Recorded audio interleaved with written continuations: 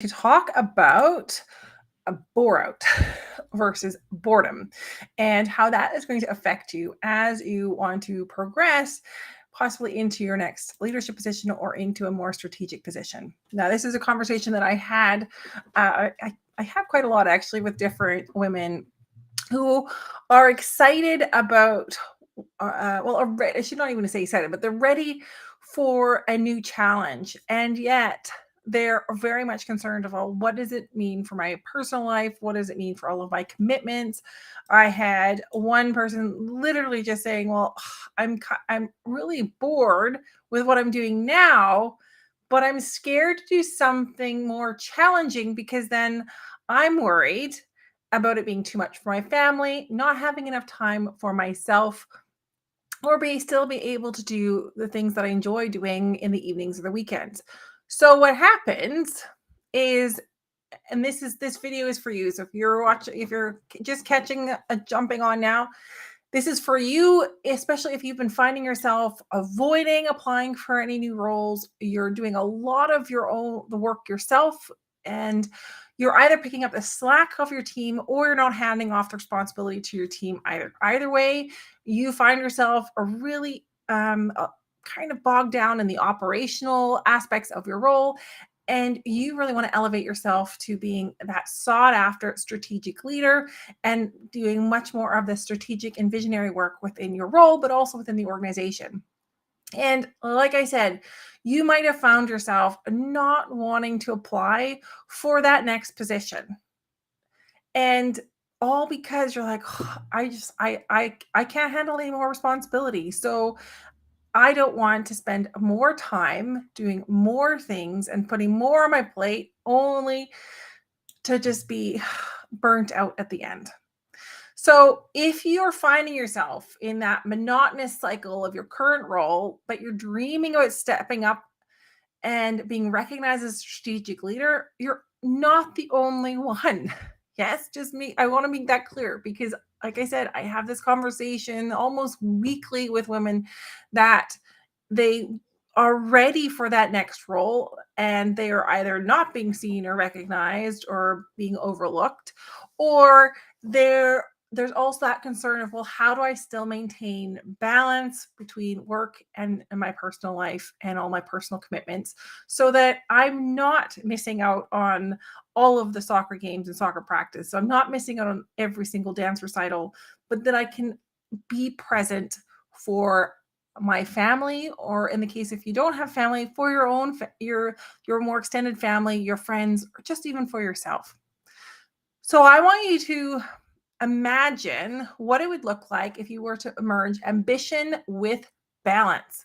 Because every top tier leader that I have worked with faced this crossroad at some point in their career, and also almost at every time they level up into a next level position. So, to be clear, this transition is never just about working harder and putting in more hours. It's about working smarter. Now, I have an extra training on that. If you want that as well, because I have done a training on that in the past, then comment below smarter, and I will make sure I will get the link to you so you can grab that training as well. But I'm going to share today that within the Leadership Edge formula, I introduce multiple strategies that helps you not just break and shatter that, sorry, not just break, but shatter the glass ceiling that you are up against. Starts with one core concept. So I want to share just one today, because if I share all of the strategies, then it's going to overwhelm you. I really don't want to do that. So we're going to focus on one specifically today, and that is boundaries. Okay. And while your boundaries are so overlooked, because oftentimes like, oh, well, you know what? I've got great boundaries in place. And then when we start to dig in, it's like, well, do you really have boundaries in place? Yeah, of course. Like, I just stop when I'm finished. Okay, so when are you finished? And then there is no answer to that, because you never know when enough is enough, because you don't have any really strong boundaries in place. It's like, well, my aim is to get home for 5:30, 6 o'clock. But there's times that just doesn't really happen. And actually, when you start digging into it, the majority of the time is you're not getting home when you want to, for example, or you're not getting even professionally, you're not getting things on the timelines that you've been setting out because, you know, you're okay. You haven't really enforced that someone should be delivering their work on time. So let's dig into these boundaries. Think about, what are your non-negotiables? For example, are there certain hours that you don't want to work or certain days that you want to dedicate specifically to your family? So for myself, for example, I rarely will do anything on the weekend, and most definitely most Sundays are for me are my own days. So I don't go on to I might scroll social media, I should say, but I don't post anything really business wise about it unless it's already been scheduled out beforehand. So that is a really time for me to rest, rejuvenate, and really do either things for myself, things with my family, or just other hobbies or other commitments that come up that are not business or work related. There are other certain boundaries that you can put in place as well. What about certain mental health rituals that you could do? So, certain practices or routines that you incorporate. Now, one of those, I always share way too much and I do that. So, one of those could be, for example, what I do, but also a number of my clients have started to do is spend 15 to 20 minutes just for themselves first thing in the morning, because it sets them up for a fantastic day afterwards. I'm not going to get into why. We can have a conversation about that another time. So here is what I really want you to think about when it comes to setting boundaries. The boundaries are going to help you prevent that burnout that you're worried about when it comes to that next level position. So it's meant to help you maintain both your mental as well as your emotional health, as well as your physical health. But clear boundaries also allow for more focus and more impactful and more performance driven work during your work hours. So, for example, when you realize and you hold yourself accountable, say, I'm going to hold myself that I want to go home, I want to be home by 6 o'clock. It's a random time, fill in whichever time that works for you. And it's that you communicate it in such a way, but you also live toward that 6 o'clock is so if you're gonna have, like, say, 30-minute driving time, 5:30 is a hard stop for you. Then all of a sudden it creates this deadline for you in which you have to get everything done in. And here's the thing, as humans and as people, we tend to expand the task to fit the time that we have allotted for it. So it's not that the task necessarily has to take that long, but it fills up the space as much as we give it. Because I would challenge you to say, if you were to take not every task, but the majority of the tasks that you do, if you decided to shrink those or say, I only have 30 minutes to do this task instead of 60 or 70 minutes, then I bet you would get it done within those 60 minutes. No worries. Or 30 minutes, I think I said. Okay. Now, here's some common mistakes that do happen when women are starting to set boundaries. So, even if you think, okay, well, I've determined my non negotiables, I know what certain days and times that I want to work or not want to work. I know what hours I want to do, or I know when I'm going to expect people to ensure that they have delivered on certain times, or they should not be contacting me outside of working hours, as an example, right? These are all different examples of boundaries.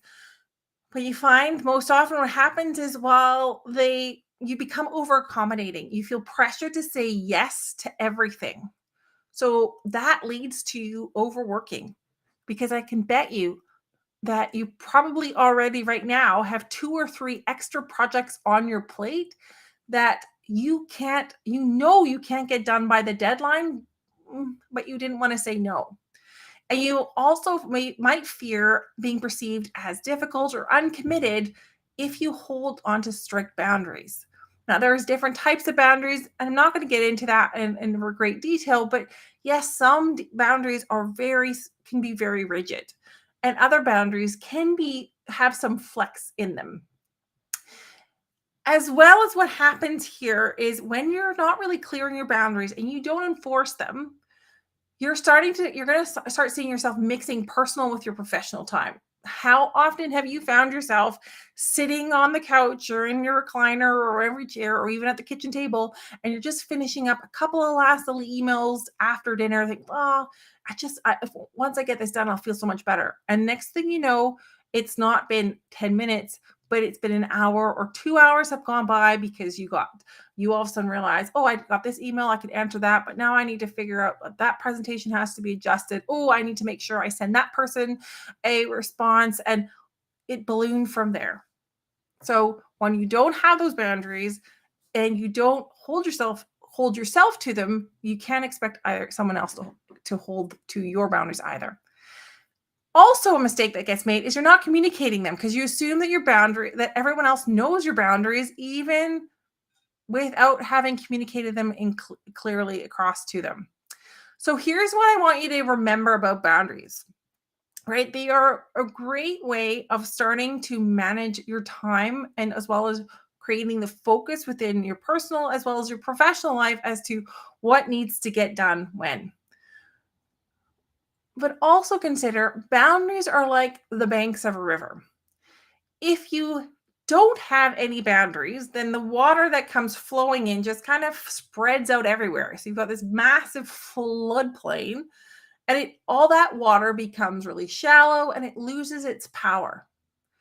But if you have strong banks on the river, that river is going to flow very purposely and very powerfully through its journey. And that's what I want for you.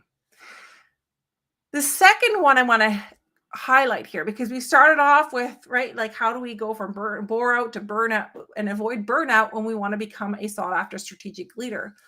Now let's dive into that even more, because when you create boundaries, that gives you the power of more focused work. It means that you work during your work hours with complete focus, leading to better strategic insights as well as decision. You should also see yourself doing less multitasking and more deep work that can lead to more innovative ideas and solutions. So rather than kind of, oh, well, now I just need to sort this out for my personal life. Oh, I need this and that, right? You're kind of scattered your attention and you're not really getting any kind of really deep focus, as well as giving yourself that chance to get those innovative ideas that are in your brain. Also, a team that respects boundaries is going to be often more collaborative, and the mutual respect that comes from that is going to lead to more open communications, because the team members are going to be more likely to approach with some well thought out ideas and queries, knowing that your time is valuable and they should use it as such, and vice versa. It should be the same thing. You should also be aware of your team members' time. So then you're bringing more of your deeper ideas or your more laid out ideas to kind of get feedback on. Plus, it also builds up your reputation outside of your immediate team. So other departments or teams are going to start to recognize and respect you as a leader because you have clear boundaries and you can still deliver stellar results. Remember the power of that focused work that you're doing. And when you start to become known as someone who can manage their time and responsibilities effectively, that was going to lead to more strategic opportunities within the organization. So once you start to understand that the need for boundaries often means that you as a leader are also more attuned to the needs and boundaries of others, it becomes a really powerful trait in strategic leadership, because it really leans into that emotional intelligence factor, which is so powerful, especially in today's changing work environment and with the changing and the influx of a younger generation of employees and of team members that are much more focused on mental and emotional intelligence. So when you have clear boundaries, here's the other I want to, because I touched on it at the very beginning, one of those mistakes that we make is that you end up doing a lot of things yourself. But with clear boundaries and that power of focus, you are going to need to figure out, and you're going to want to figure out how you could delegate more. So it also creates the opportunities for your team members and any talented people in your team to begin to shine. It's an opportunity for them to also develop their own skills. So that not only prepares you and demonstrates your leadership capability, but it also prepares the next line of leaders that you can start to develop behind you. And you grow as a team, which is a fantastic trait to have as a strategic leader. Now, I'm all about the metaphors. So here's what I want you to think about. When we talk about those boundaries, because people kind of like, it gets really sticky. But you could also think about the power of boundaries in terms of gardens. Now, I don't know if you've visited a garden lately, but I always love walking through a well-maintained garden. But what does a well-maintained garden look like? Well, it has usually clear borders and paths that you can walk along. And generally you see the flowers are, pretty much organized in certain sections and with either lumped in color or type, etc. I'm not a gardener, as you can tell from my description, but I love walking through them. So what happens in that well-maintained garden, it has clear boundaries and it has clear paths, not just because it helps the gardener, reach all of the plants and to be able to, take care of that garden, but also it becomes an attraction for you or for I or for others to come and admire it and to just emulate that garden, think, oh, I would love to take that piece of space or that design or that layout back and incorporate it into my own garden.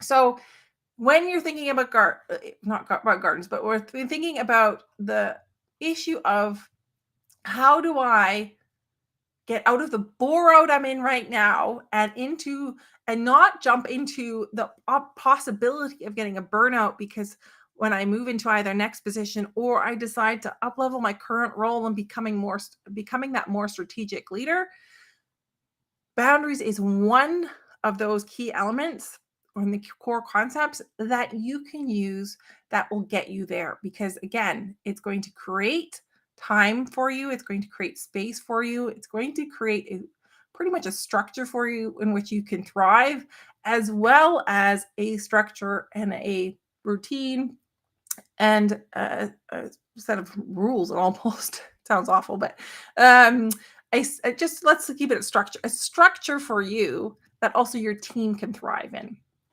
All right. So as always, I leave you with a question, right? Now that you know how to be able to embrace more responsibility without the burnout, right?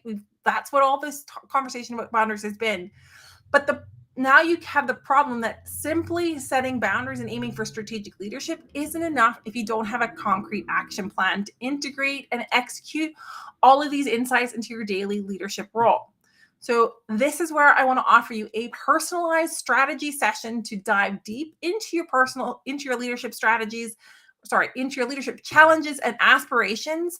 So I want you to book a call with me. I'm going to drop the link. It should either be already in the comments or I'm going to make sure to drop the link below, or just DM me. I think I said strategy. Sometimes I forget my keyword, but DM me the word that's in the description and I will get you that thing. Bore out. There we go. So DM me bore out. I need to create some extra notes here, but DM me bore out and I will get you a link. I will send you the link so you can book a 30-minute personalized strategy session with me where I dive deep into how you can create that next level opportunity for yourself, whether that's in your current role and you're going to expand and grow that current role, or you want to just simply get out of the operational daily grind of your current role and elevate it into a more strategic role, or you really are ready to apply for that next level so that you don't go from bore out to burnout, but you actually thrive as a sought after strategic leader. Now, if that's you, grab the link. It'll be in the comments or in the bio, link in the bio, and get your 30 minutes scheduled in. The spots are limited. So I will say that as well. The spots are limited and they usually fill up really quickly. So again, DM me bore out if you want the link. I will send that to you. And otherwise, grab the link in the comments or in the caption, and I will speak to you in the next couple days.